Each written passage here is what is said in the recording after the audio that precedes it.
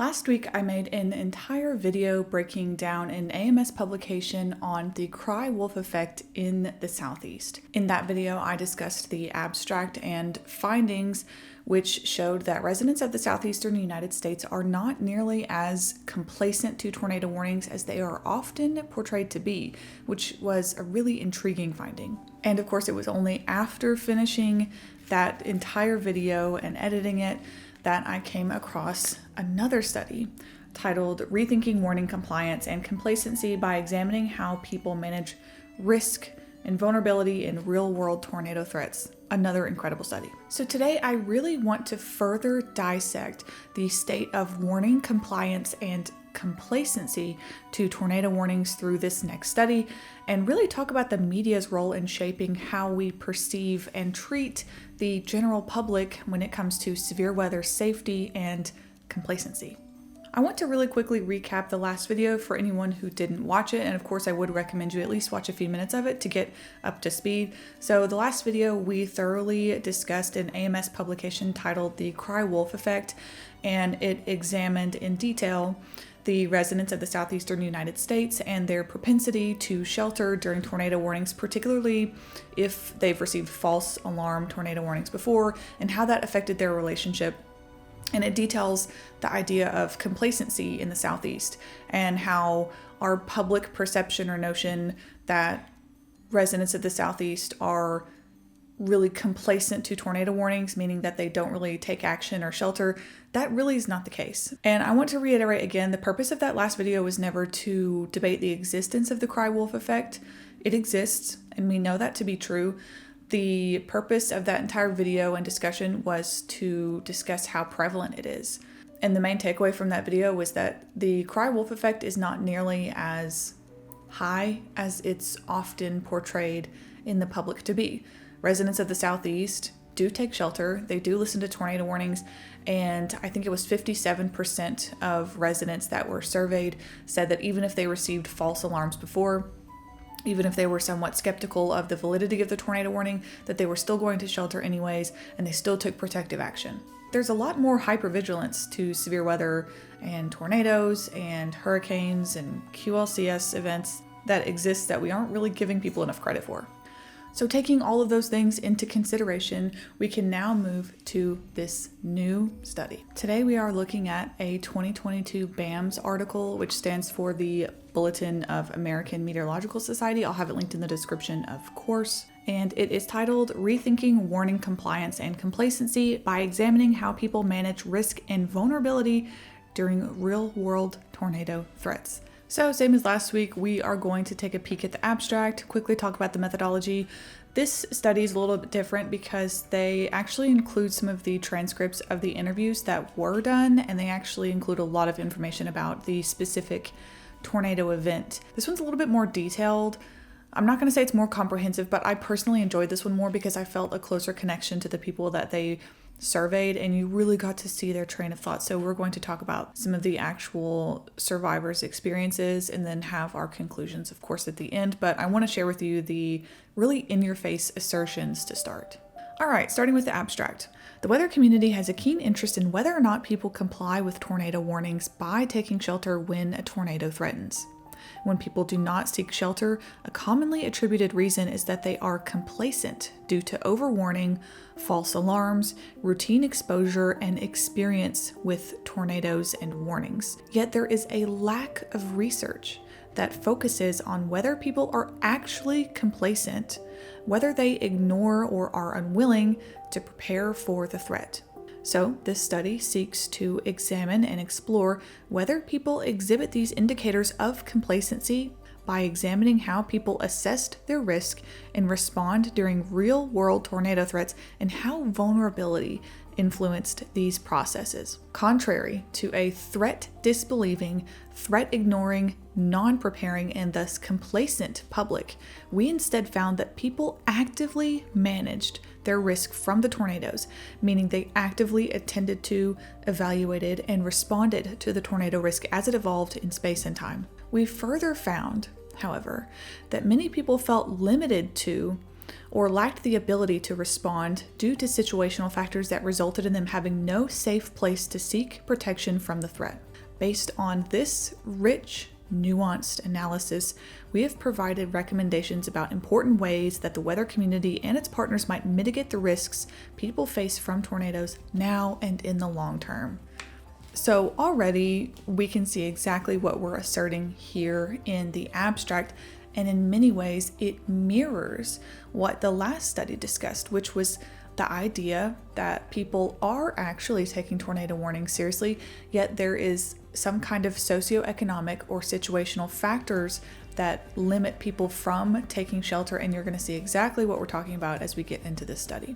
All right, so let's lay a little bit of foundation with the events themselves and talking about the statistics before we get into the results and conclusions, and then we'll talk about our anecdotal evidence towards the end. The weather community has a keen interest in the decisions that people make when facing a tornado threat.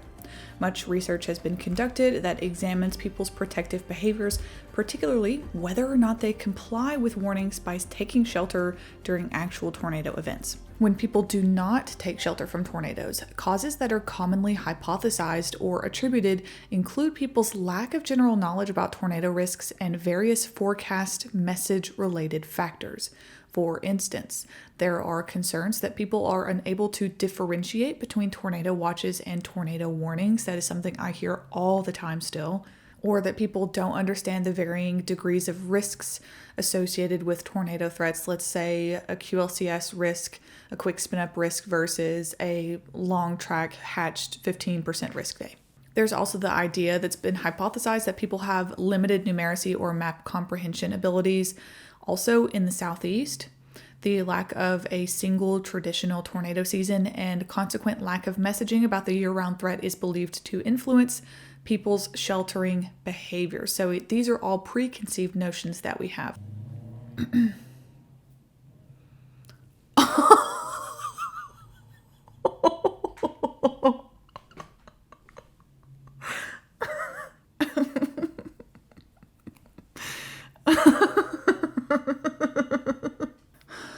Guys, what are we supposed to do with this?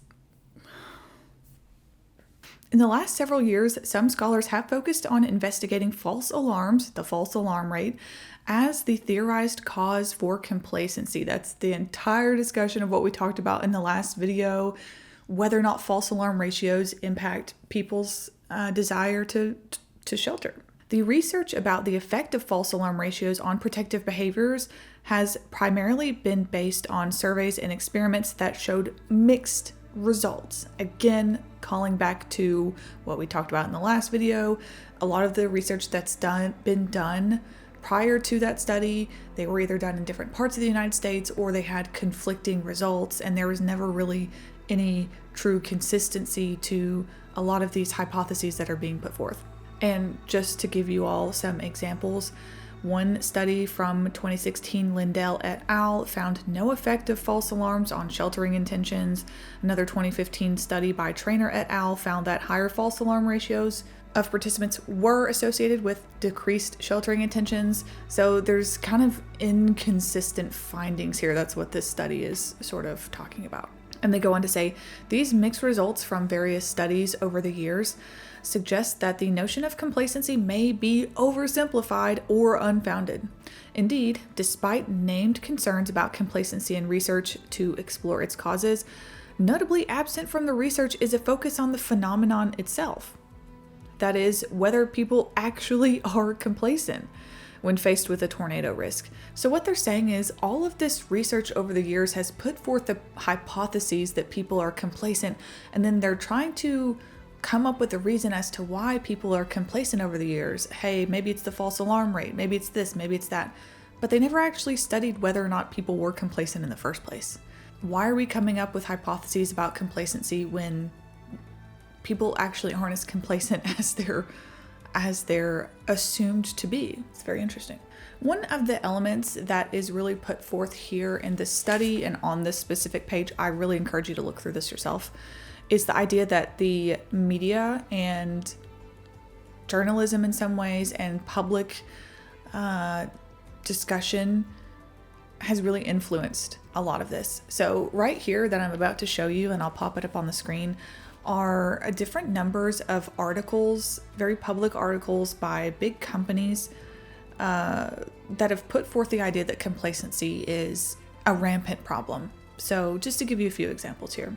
In 2012, the Huffington Post wrote an article titled "Midwest Tornado Warnings Debated. Could they cause complacency?" And in the article they say they expressed concern about the future public complacency due to dozens of tornadoes that caused a handful of deaths. Next, we have the Capitol Weather Gang. In June 2012, they wrote an article titled "High False Alarm Rate for Tornadoes. Is it a cause for alarm?" And then they go on to write that the concern about false alarms is that they will lead to public complacency. Next, another article by Climate Central in May 2013. Oklahoma tornado shows progress in weather warnings. But then they go on to write, quote, "The false alarms can lead to a sense of complacency, reducing the likelihood that people will shelter when warnings are issued." USA Today in May of 2019. Titled, "Tornado warnings are meant to save lives. Why do some people roll their eyes?" So you can see the underlying theme here is not to say that these articles don't have some level of validity to them. I have to reiterate that we know that the overwarning problem does exist to an extent. We know that the cry wolf effect does exist to an extent. But is it this really horrific, rampant, awful problem where nobody's sheltering? No, it's not. And it seems to be that the public notion and perception of these is way different than the actual research. And that's the whole reason I'm making multiple videos on this, is that I myself don't want to be a proponent, and I don't want any of my viewers and watchers and people who really care about the science, behavioral science of tornado warnings. I don't want anyone here to be promoting something that's really not true. And I myself, like I said in the last video, have been guilty of having the idea that residents in the South don't really shelter. Clearly, that's not really true.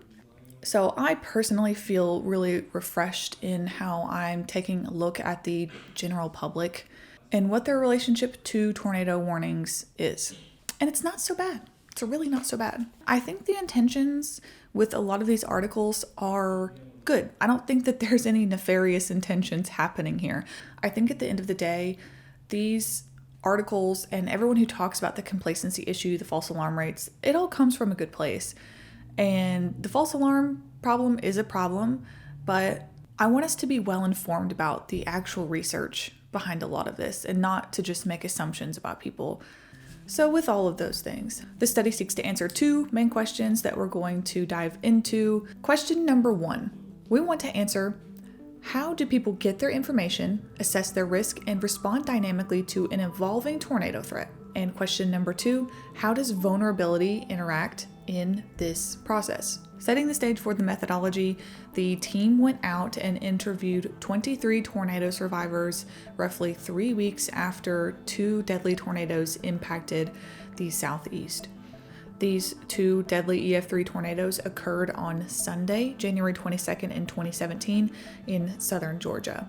The first tornado was nocturnal and hit the small town of Adel, Georgia. This twister traveled roughly 25 miles with a forward speed of around 60 miles per hour. The tornado warning was issued at 3:10 local time, so really in the middle of the night, and there was a 19-minute lead time on this. The Adel tornado killed 11 people, 7 of which were in a mobile home park. And approximately 12 hours after the deadly Adel tornado, a second EF3 twister hit the city of Albany, Georgia, which is about 60 miles north of Adel. This second tornado was on the ground from around 3:15 until 4:27 local time. It traveled about 70 miles at a forward speed of 60 miles per hour. This tornado warning was issued for Albany at 3:15 p.m., which provided a total of no lead time whatsoever. The tornado was on the ground at 3:15. The warning was issued at 3:15. The Albany tornado took 5 lives, including 4 people in a mobile home park.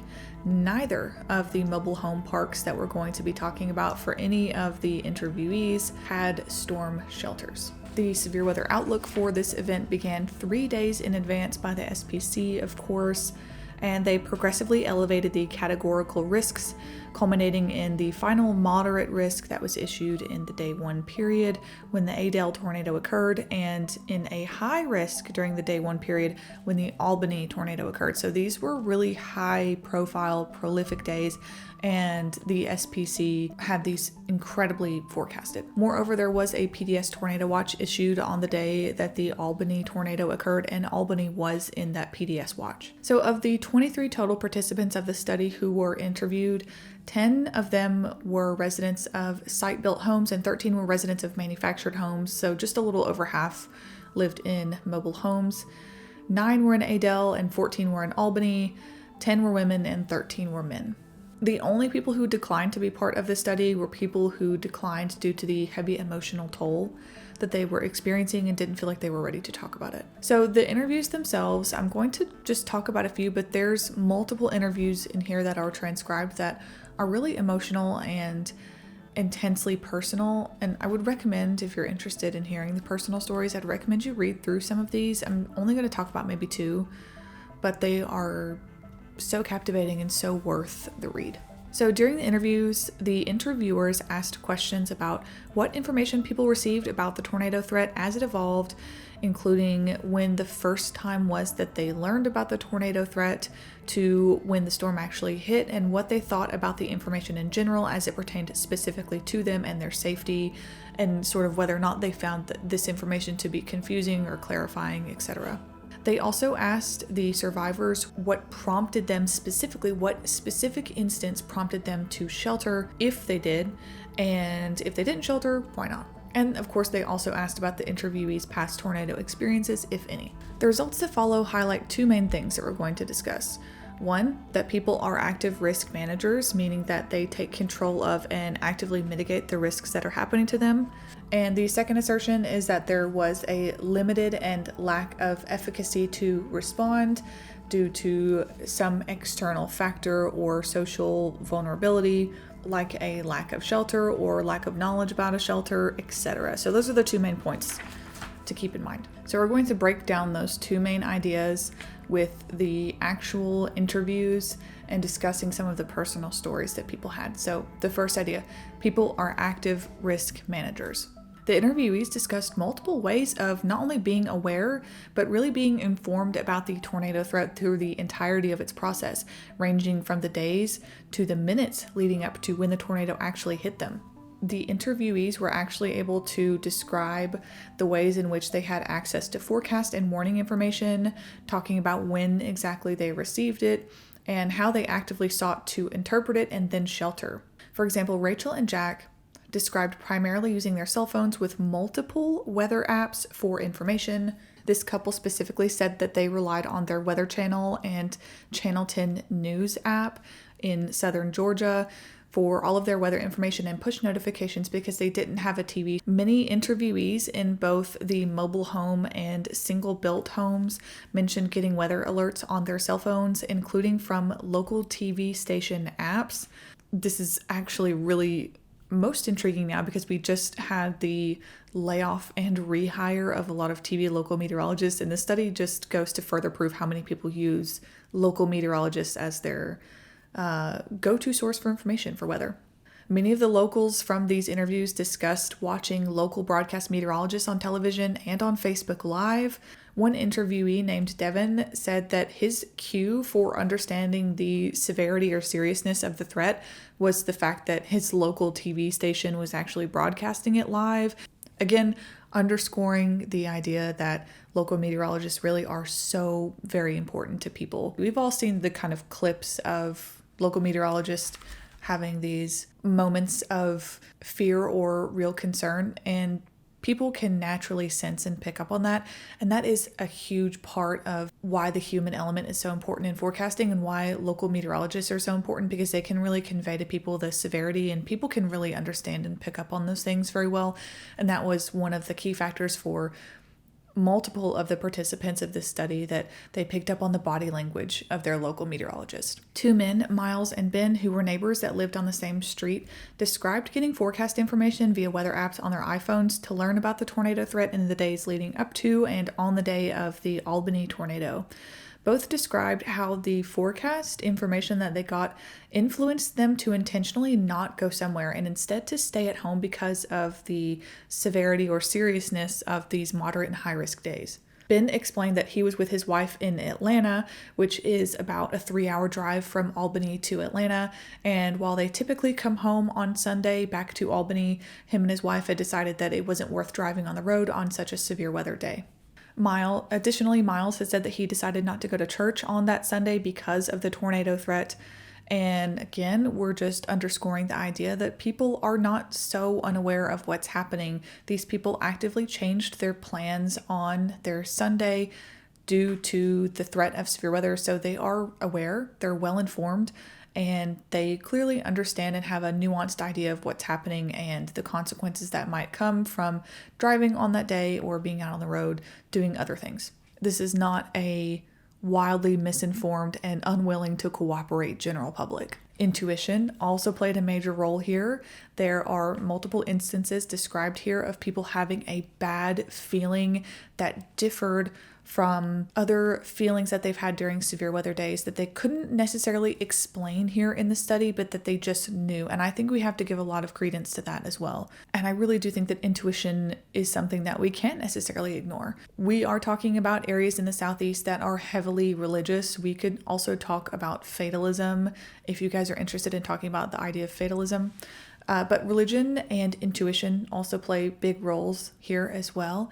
There are multiple instances here of people who lived through the nocturnal tornado discussing that a feeling or something just woke them up, and that it wasn't heavy rain or lightning or wind that woke them up, but rather that they had this sudden feeling and urge to get up and to put on shoes and that something bad was happening. Their intuition was really carrying them through. Or for those who are religious, many of them said that God was really helping protect them during the storm.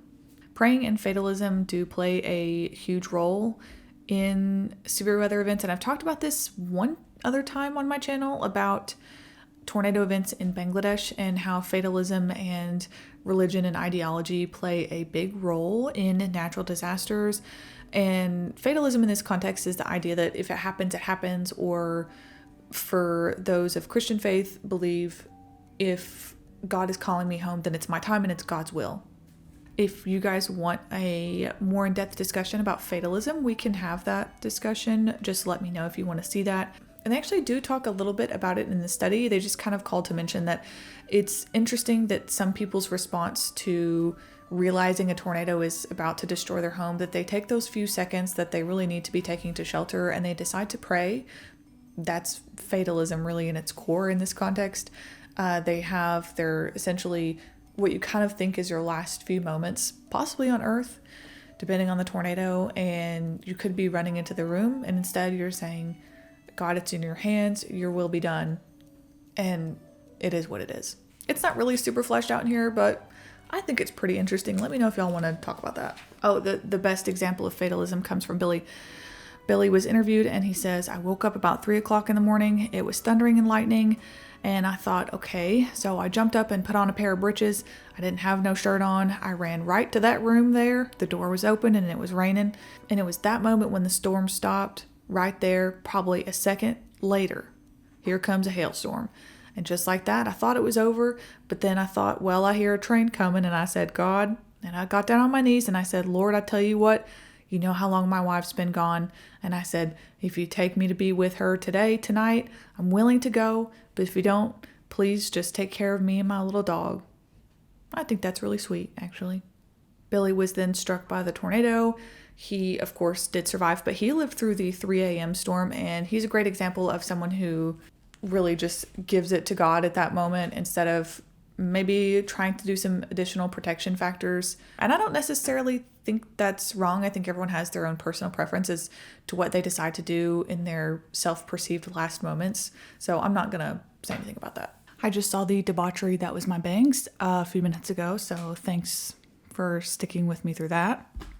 That's embarrassing. I'm not going to re-record that. I'll just be humbled on that and have faith that you guys will see me through that dark moment.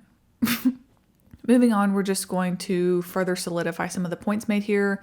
So, quote, some interviewees, when sharing their experiences, made reference to the uncertainty associated with the tornado forecast and their consideration when evaluating and responding to the risk. So they weren't really sure about some elements of the forecast, whether or not it was actually going to play out or how severe it might be. Quote, yet the uncertainty did not translate to them ignoring the threat or rendering them unwilling to respond, as the interview with John, who survived the Adele tornado, indicated.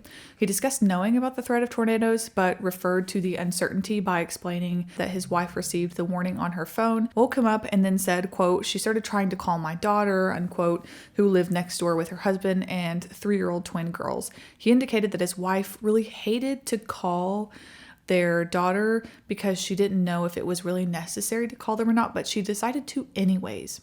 She had to call them repeatedly, and finally on the third try got them. He and his wife then took shelter in their own bathroom. He described the sound of the tornado approaching just like a train, and while his home was not directly hit, his daughter's was. Fortunately, because his wife had woken her up and called her 3 times, their family got into the old part of the house that was built before the Civil War, and the girls were able to be safe along with their parents as well. This interview, again, just further underscores that while some people are even skeptical, John in the story was skeptical of the tornado warning. The wife was kind of skeptical about whether or not it was worth calling his daughter and waking them up at 3 a.m. to tell them to shelter, but they decided to anyways, and they themselves decided to shelter anyways. So even when there's this layer of skepticism, people are still sheltering because the risk is not worth it, essentially. So a lot of this talk in media or in our own perceptions has always been that nobody's sheltering because of false alarm rates. That's really not true.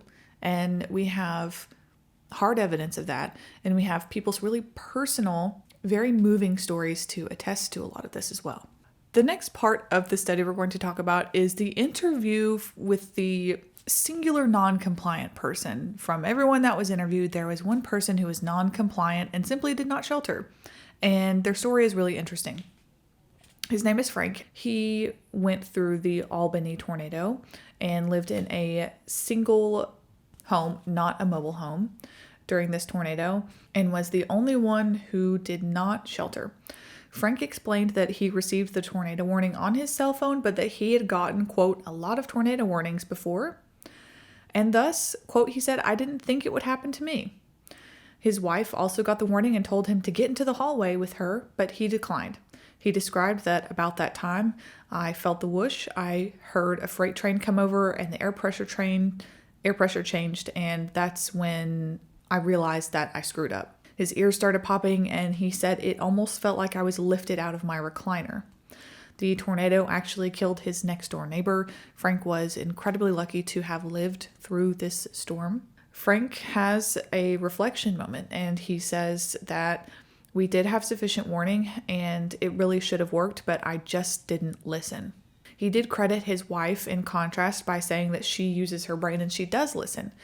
And she's the one that did get into shelter and tried to get him to, and he was just simply too stubborn to do so. They had enough warning. He had every advantage to shelter, and he was very lucky to have made it out with his life. His next door neighbor did not. Frank's story illustrates that even if someone exhibits an attitude that is completely unwilling to, or just does not care enough to shelter for whatever myriad of reasons there might be, that attitude in and of itself is not static.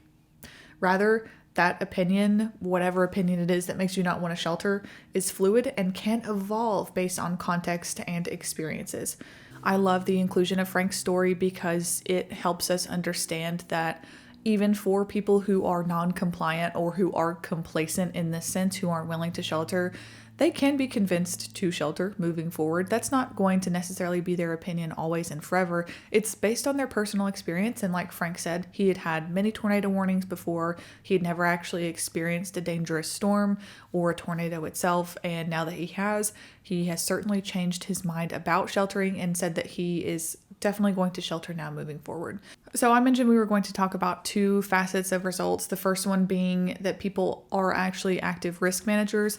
The second part we're now going to move to is the idea that there is a more impactful element to tornado sheltering, which people don't have the resources or ability to respond to them. Quote, as the results in the previous section reveal, the people represented in this study actively did manage the risk from the Adel and Albany tornadoes in many ways.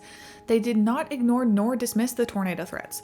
On the contrary, they were engaged in preparedness and protective responses in ways that they could, given their circumstances. Many of the interviewees revealed that their choices for safe refuge were limited. This critical limitation emerged both directly by interviewees stating that there were no safe places and indirectly by them being unable to think of safer places that they could go in the future. One great example comes from Rachel and Jack, who lived in mobile homes in Adel that were impacted by the storm, who initially indicated that they might go uptown somewhere.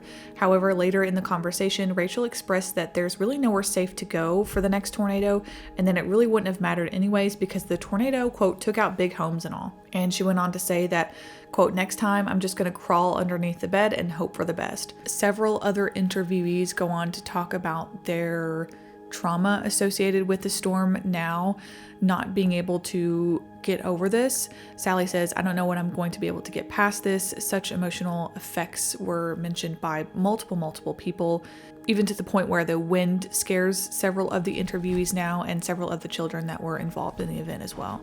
This is southern Georgia that we're talking about, and the area doesn't simply have access to a lot of the tornado shelters that even, let's say, Alabama has, particularly for mobile home parks. And people who live in mobile home parks in the Southeast specifically already have so many hurdles to get through to just make sure that they are in a safe place during a tornado.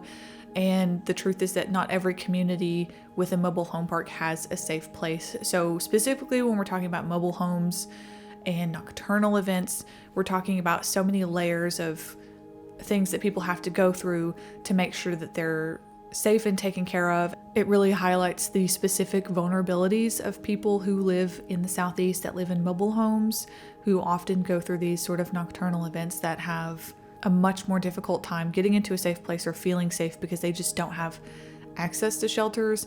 And a lot of people express that they don't even know where they would shelter because there's not tornado shelters in their community, and that's just a reality for a lot of these places. They don't even have a seemingly safe place to go. All right, I'm going to wrap it up by talking about the summary, conclusions, and implications of the final parts of this study.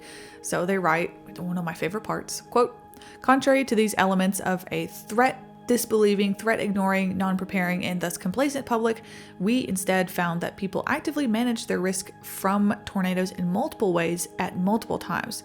These people engaged in an array of actions, small and large. They got out of bed in the middle of the night, they would put on shoes, they sought information, they paused cooking dinner. Many people took protective action in the ways that they best knew, including sheltering in the best area in their mobile home, and for some who lived in these mobile homes, seeking shelter and leaving their house physically to go to a safer place. Indeed, the suite of preparatory and response actions that people engaged in reveals that people demonstrate capacity in the ways that they can despite their vulnerabilities.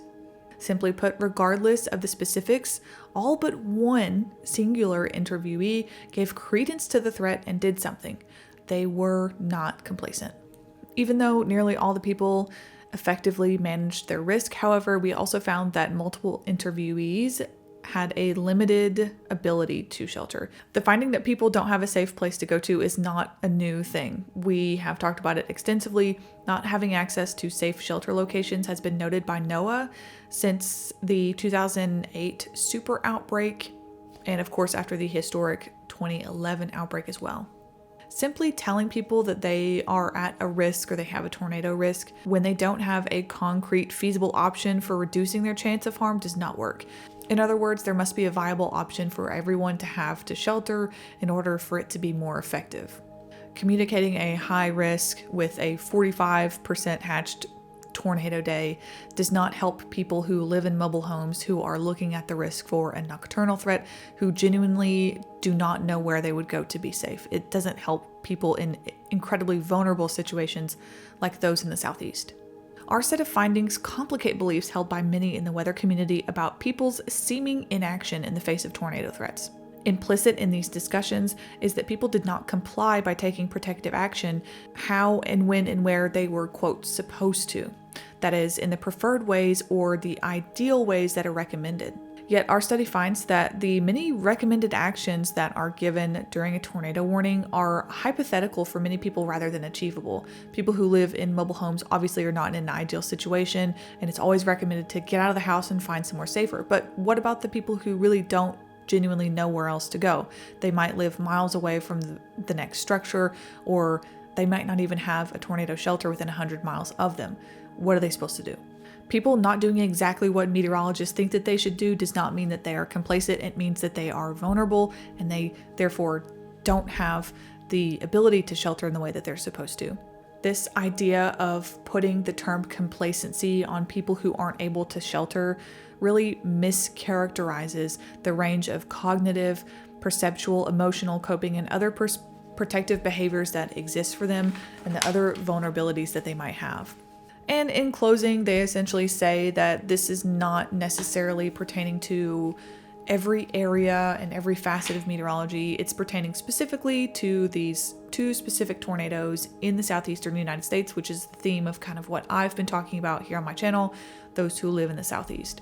Again, I said this earlier, but it's important to me on my channel to really uplift the science behind a lot of this rather than me just inserting my personal opinion about how Southerners treat and respond to and perceive tornadoes, but rather I want to talk about the actual behavioral science behind it and why that's important for us to spend time being more familiar with. I honestly could have these conversations every week with you all, and they are a lot more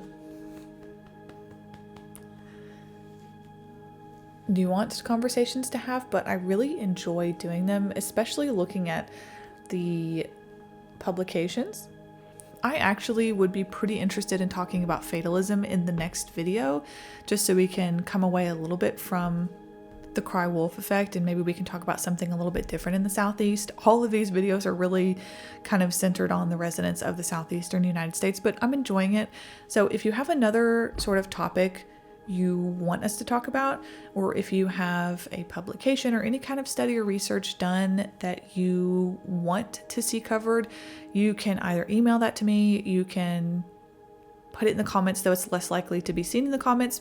You can DM it to me as well, but email is probably the safest bet if you have something specific. So please let me know, and I think that would be a fun next topic. Well, that's all I have for you all today. I hope you all enjoyed it. Let me know what you think down in the comments, and I will see you all in the next one. Say bye, beep. Bye.